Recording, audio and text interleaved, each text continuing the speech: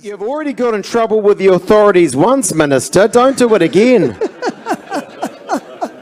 So I don't know how much I've left behind in Singapore on the way in. And the rest I left behind at the airport. And in India, wasting food is considered completely taboo. And it was painful to see those delicious knickknacks being left behind before I came in. But that's only to demonstrate.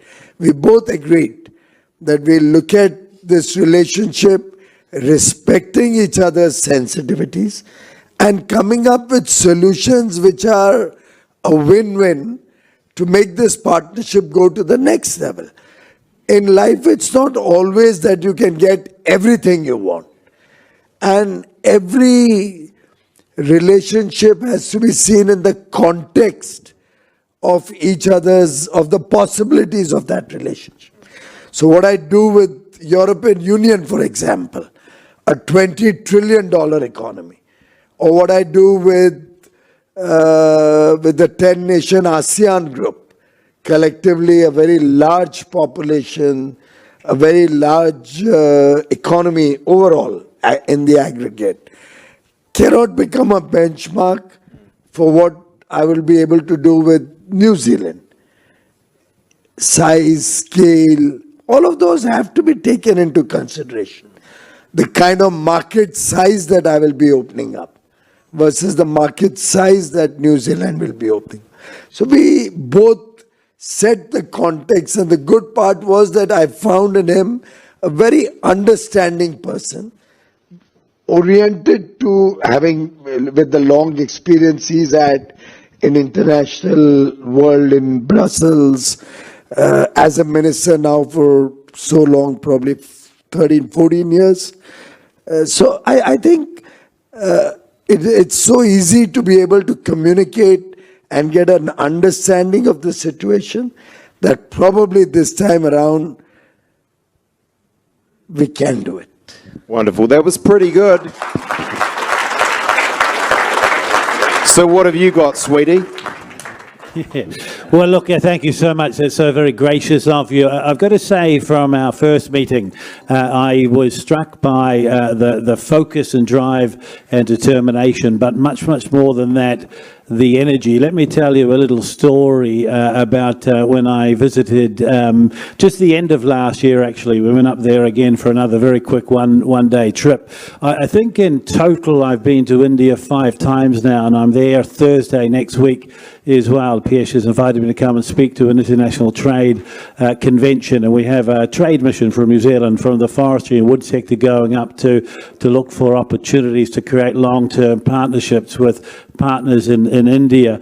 But when we visited last year, the end of last year, I met Piyush in his parliamentary office in Parliament, because he was elected to Parliament last year and continued as a minister. And we went in there, and there were maybe 15, 20 people there and sitting around and so on, and was greeted very warmly and introduced to people. And I realized there were 3, maybe 4 different meetings going on there. And at the same time, telephones were coming to deal with a very wide number of things going on in his portfolios around the country.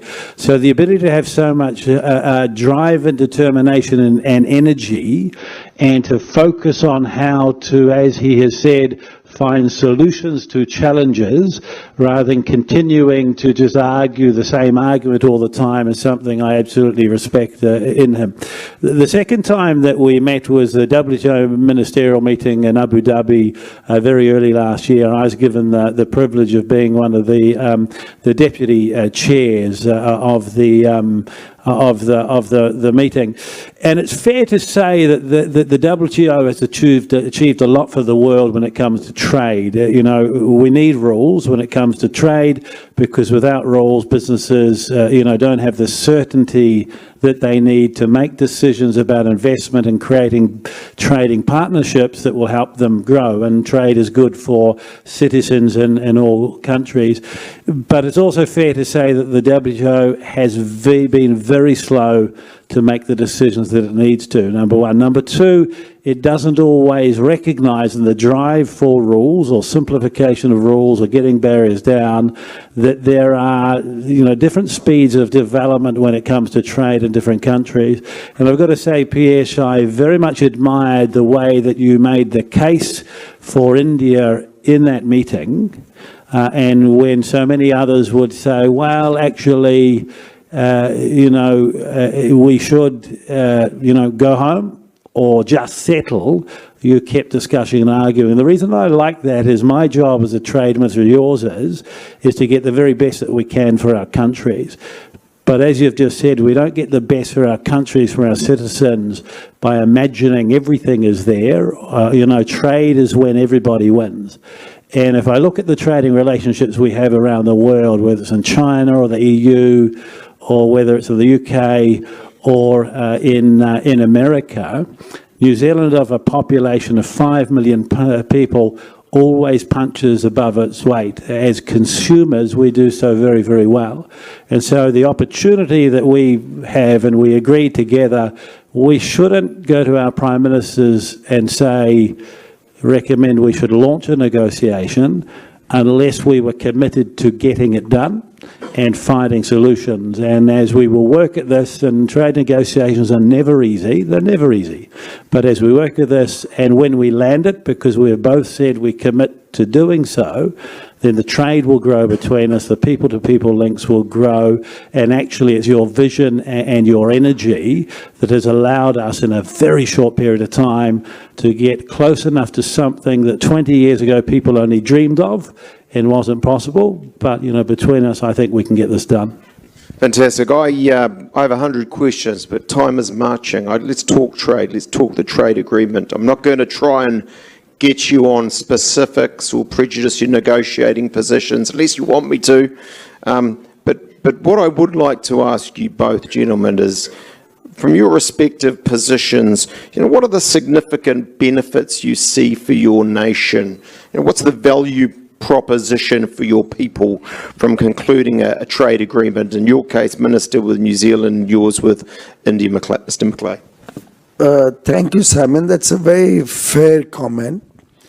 In the first place, and just before I came here, I was sitting with the delegation from India. And by the way, this is the largest delegation ever to come to New Zealand, or possibly even this part of the world. 43 business persons have come in with me. And I was sharing with them that one should always be in an exploratory mode for new opportunities, new territories, new partners, new friends. And one of the important elements of a free trade agreement is a signal to the world that the friendship between two nations is strong. There's a strong element of trust. There will be certainty and predictability in policy.